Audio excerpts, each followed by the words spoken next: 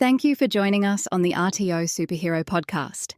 Elevate your organization's potential by becoming a part of our superhero membership community. Gain exclusive access to resources, training, and support, all tailored for RTO professionals. Visit our website to join and start your journey towards compliance excellence today. Welcome back, superheroes. You're listening to the RTO Superhero Podcast with me, Angela Connell-Richards, your compliance guide, vet system strategist, and cheerleader for sustainable, quality-driven growth in your RTO. Today, I want to speak to you about something that might seem like an exciting step forward, but can actually derail your entire organisation if it's not done right. We're talking about adding to your scope of registration and why it's one of the biggest audit traps in the game. Now, adding a new course or qualification might look like progress, but if you're not careful, it can quickly escalate into a compliance disaster under the new standards. So in today's episode, I'm going to walk you through the real audit risks behind scope additions, what ASQA is looking for, how to self-assess your readiness, and what evidence you need to have locked in before you hit submit. If you're planning to grow your offerings in the next 6 to 12 months, this is a must listen. Section 1, why scope changes trigger audits now. Let's start with the big shift. Under the old framework, additions to scope were usually managed with a quick desktop review by ASQA. But now, with the 2025 standards and risk-based assessment model in place, any scope change can trigger a full audit.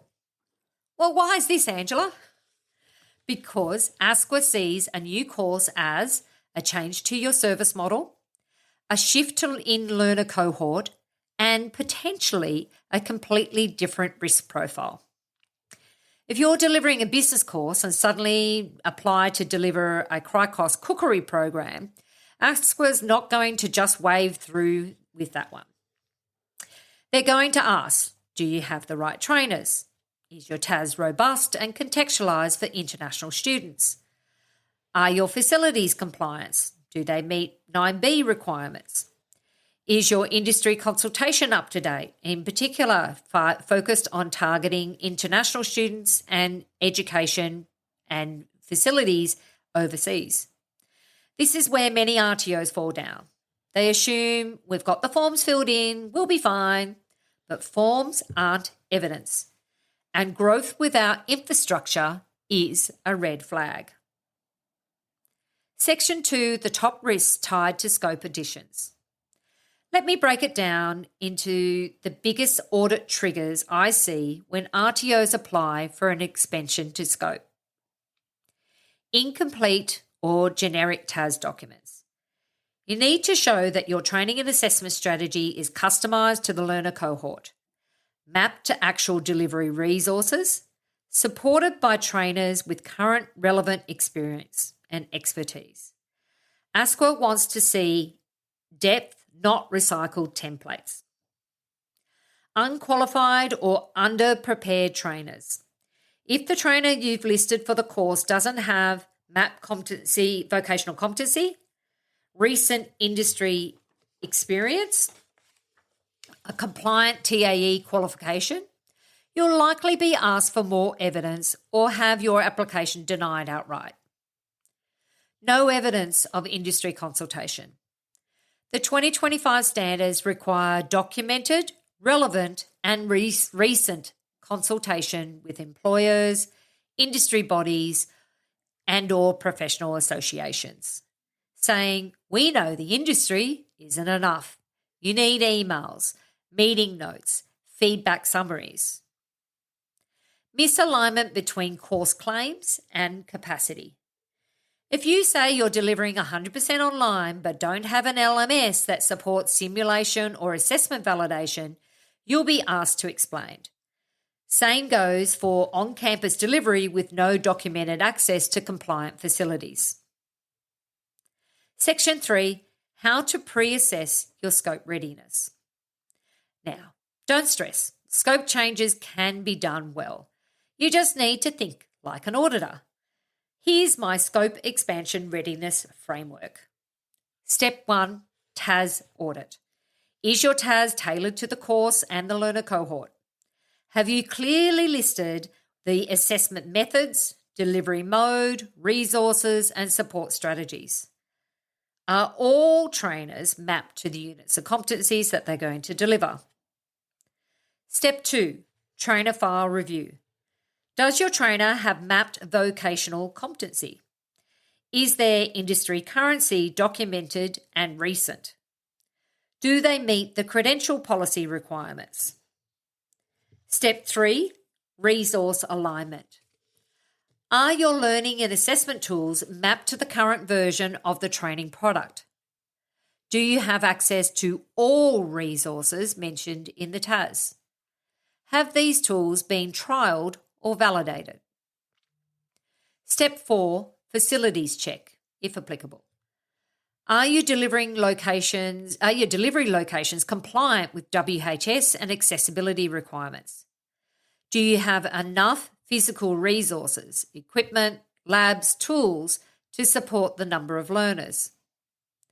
Step 5, industry evidence. Have you gathered at least 2 recent examples of industry consultation? Can you show how that feedback influenced your TAS or assessment design? Once all of these 5 areas are covered, you're in a strong position to proceed. Section 4, what ASQA wants to see in a scope application. Let's zoom in on what ASQA will expect when reviewing your application. They'll want to see a detailed contextualised TAS, map trainer credentials to each unit, assessment tools that reflect valid, current and sufficient evidence, evidence of consultation and learner support strategies, clear identification of facilities and learning environments. If anything looks rushed or generic, you'll be asked for clarification or it'll get flagged for audit. The goal here is alignment. Everything must tell the same story, that your RTO has planned, resourced and consulted effectively for this new delivery area. Section 5, a quick client story, the cost of rushing a scope. Let me give you an example. We worked with an RTO, let's call them Pacific Skills Academy. They submitted a scope of application for a new community services qualification. They had the TAS, they had trainers, they had enthusiasm, but their trainer hadn't worked in the sector for over 5 years. The TAS was a repurposed one from a different course, and they had no documented industry consultation. ASQA knocked back the application and flagged them for a broader compliance review. That's right, they came in and they destroyed. The good news is we helped them rebuild their scope application properly, and 6 weeks later they were approved. Lesson, do it once, do it right. Section 6, free tool, scope expansion readiness checklist. To make things easier for you, we've put together a free download, the Scope Expansion Readiness Tool. This document walks you through TAS review questions, trainer credential checks, industry consultation logging, facilities and resource evidence, submission prep steps. You can use it to assess your current readiness, identify any risks, prepare for a clean, confident application. Download it at vivacity.com.au or check the link in the show notes. So you've got plans to grow your RTO in the second half of 2025. Remember, every scope change is a compliance checkpoint. Approach it like you're already being audited and you'll pass with flying colours. Audit your TAS, validate your trainer files, document everything, and use the readiness tool to stay ahead of the game. Thanks for joining me today on the RTO Superhero Podcast. Next week, we'll shift gears and talk about high-risk training products and what to do if you're delivering one of ASQA's top-watched quals. Until then, stay compliant and keep thriving. Thank you for listening to the RTO Superhero Podcast. Ready to transform your compliance process?